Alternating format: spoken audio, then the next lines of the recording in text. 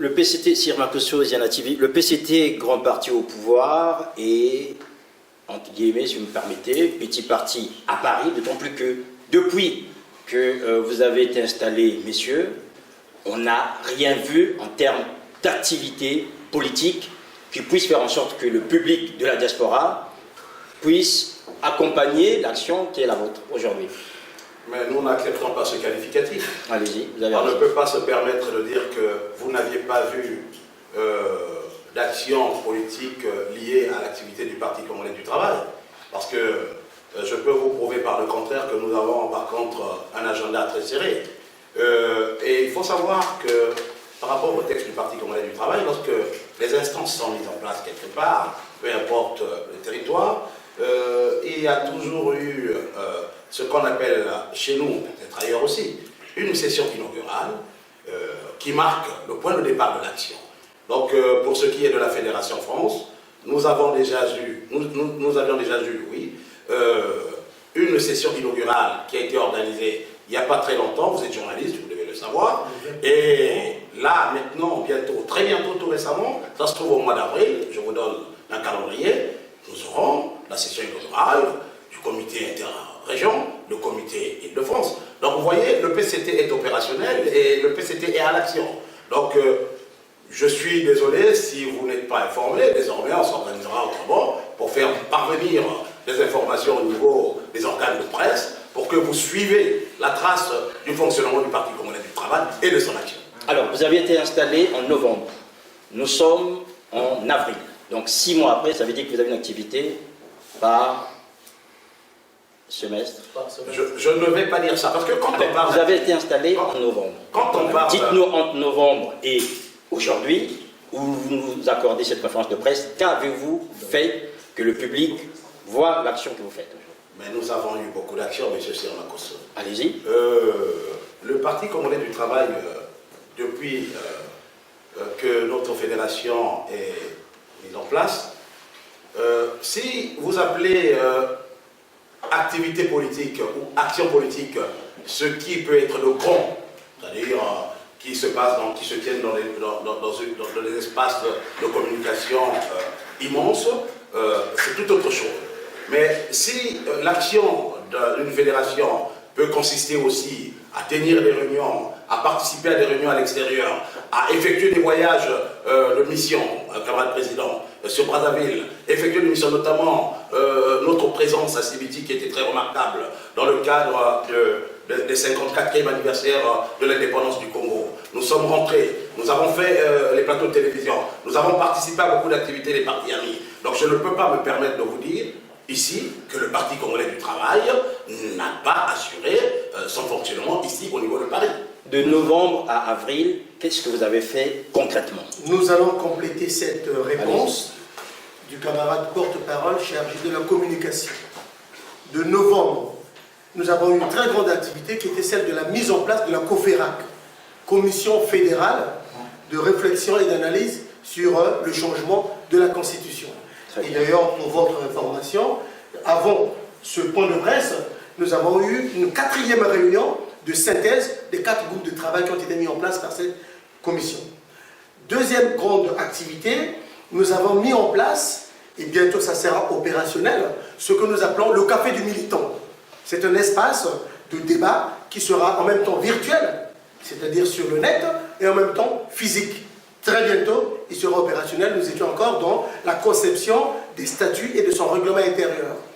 Nous avons également une 3e activité qui est en gestation, qui bientôt sera opérationnelle, notamment la mise en place d'un cercle de réflexion des Congolais au niveau de la France.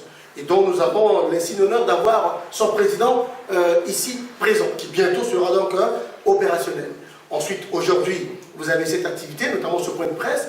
Nous avons également organisé sur la place de Paris des émissions pour la visibilité de notre parti, pour répondre aux différentes attaques de l'opposition, que ce soit de M. Tom Mathias, que ce soit de M. Wabari, etc., etc. Et demain, pour votre information, lundi, nous avons également une autre activité que nous allons faire dans la province de Tours, où nous allons répondre à une invitation avec les différentes associations qui font partie de ce que nous appelons le mouvement de la majorité présidentielle. Donc c'est pour dire que ce ne sont pas des activités qui manquent pour la visibilité du Parti congolais du travail en France.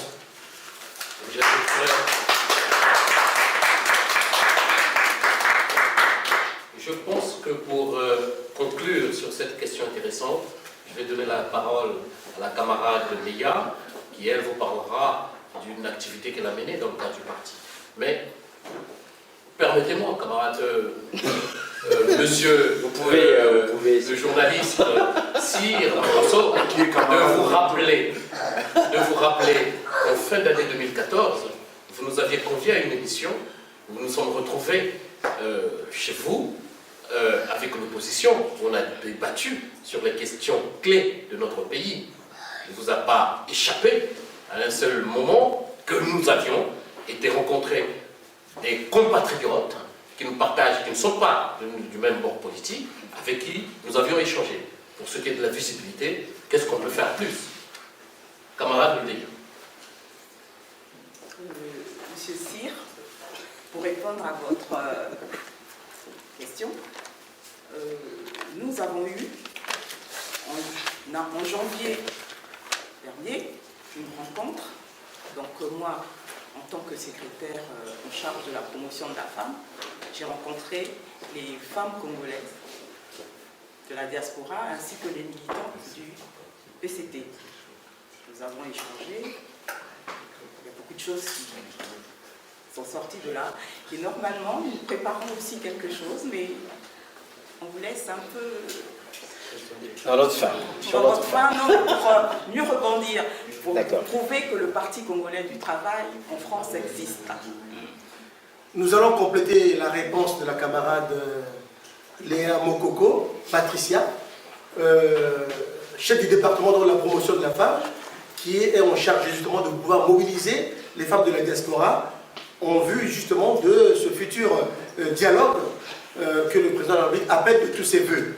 Nous avons également notre très chère camarade Rinala Aya, qui est chef du département donc, de la jeunesse, qui a organisé beaucoup d'activités avec les jeunes Congolais, membres du Parti congolais du travail, de la diaspora, de toute la France, ici. Je me rappelle que c'était le 10 janvier 2015. Par ailleurs, nous avons également notre camarade, la camarade Kitouka, Françoise, qui avait aussi organisé une grande activité ici, en rassemblant toutes les associations de l'Île-de-France en vue de leur mobilisation, en vue de leur conscientisation sur les valeurs du patriotisme de notre pays.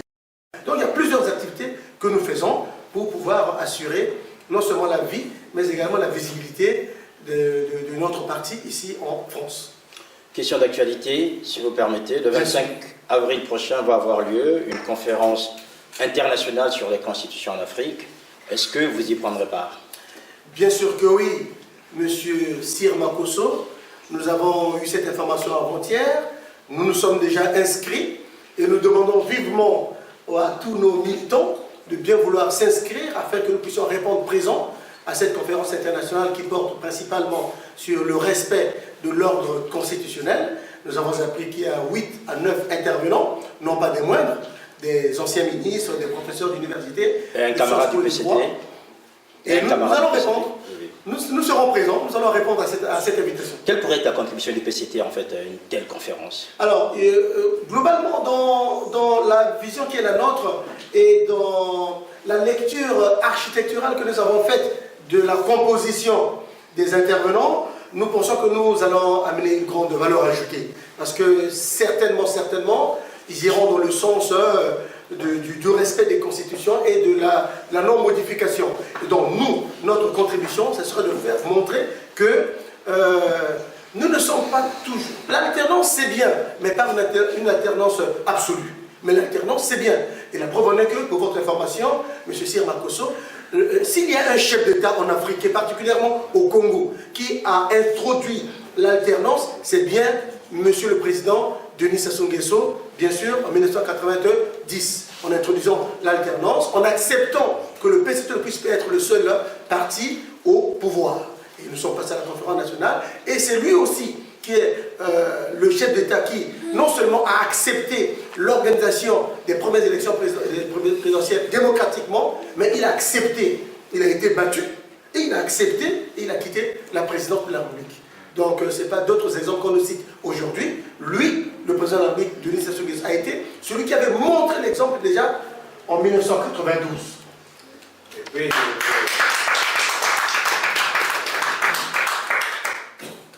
je voudrais rebondir sur la réponse du président pour vous dire que modifier ou améliorer une constitution, ça n'est pas manquer du... ça n'est pas violer une constitution.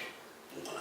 Donc je pense que si le Parti congolais du travail prenait part, et d'ailleurs, je n'ai pas parlé au conditionnel, le Parti congolais du travail, comme l'a dit le président de la fédération, prendra part à cet événement et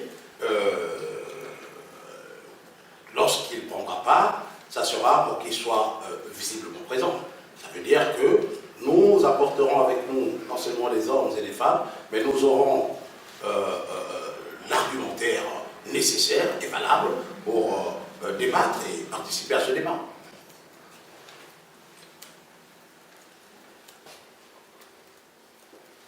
Je ne sais pas comment Bon, mais une dernière question.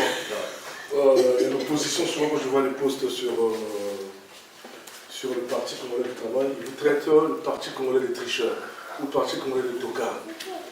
Cette question, j'aimerais que vous puissiez la répondre. Qu'est-ce que vous pouvez dire aux frères de Tissan de Liboran et à Pointe-Noire? S'il vous plaît. Ils ont terminé. Ah, tout est bien fait.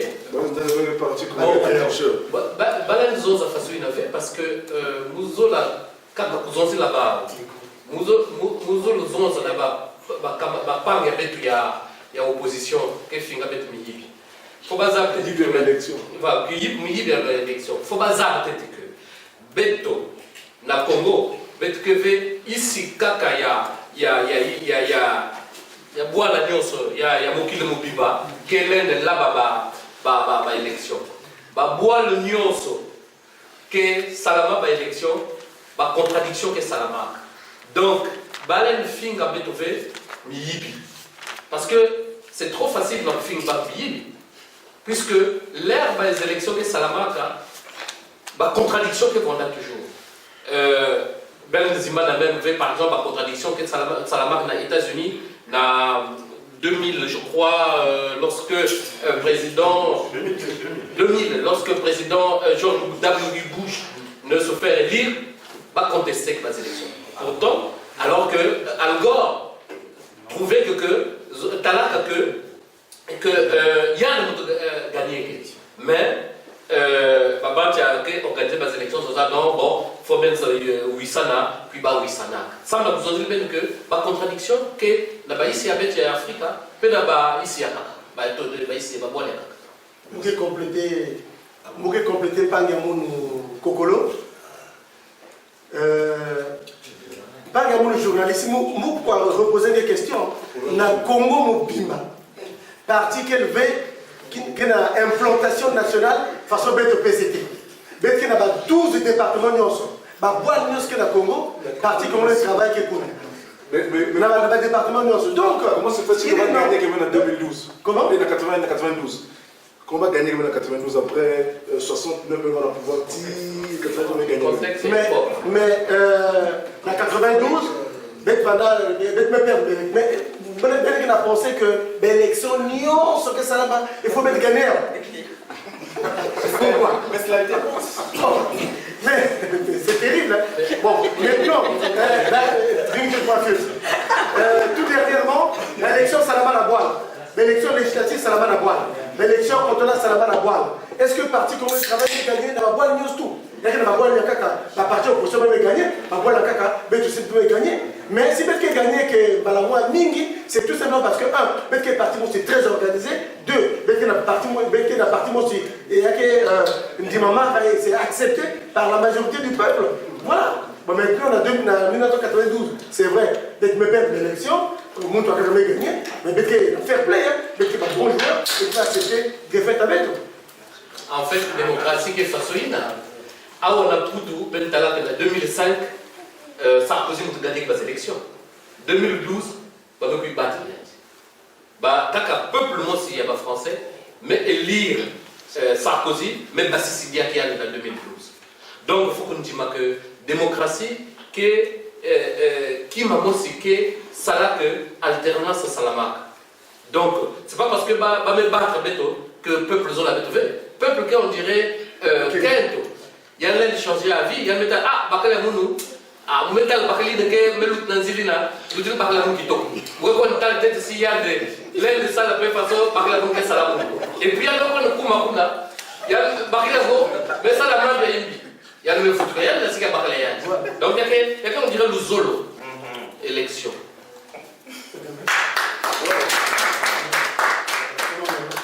Je ne sais pas si elle avait quelque chose à dire. Ouais. Ajoute. Voilà. Non, juste. J'aimerais juste une question pour le monsieur. Allez, ah oui. Voilà, une dernière question, monsieur Justoco. C'est un exercice inédit, en fait, que vous nous proposez aujourd'hui. La diaspora politique ne nous a pas habitués à de telles contributions.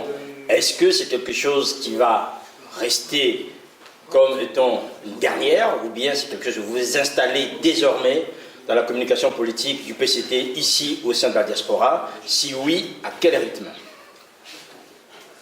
Non, mais nous pensons que d'abord l'exercice d'aujourd'hui c'est une première pour la fédération PCT France. Nous comptons le pérenniser.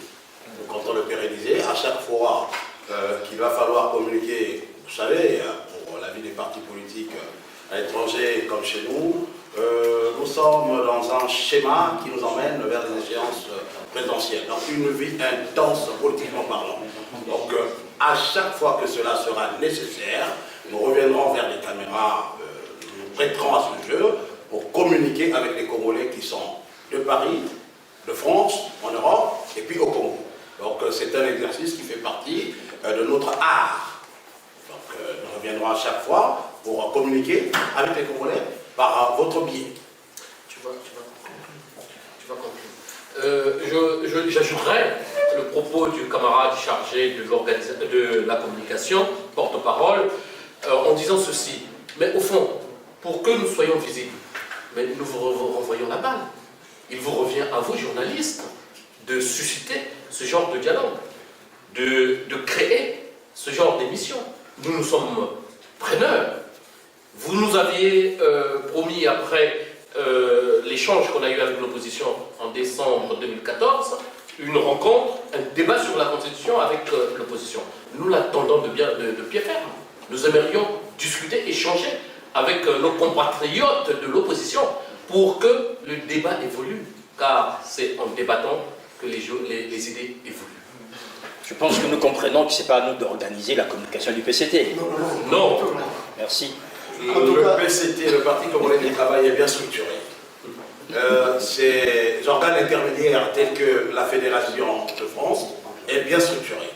Donc il y a bien un camarade qui est chargé de la communication et porte-parole du parti qui s'en occupera. Donc nous ne ferons pas appel à l'expertise extérieure.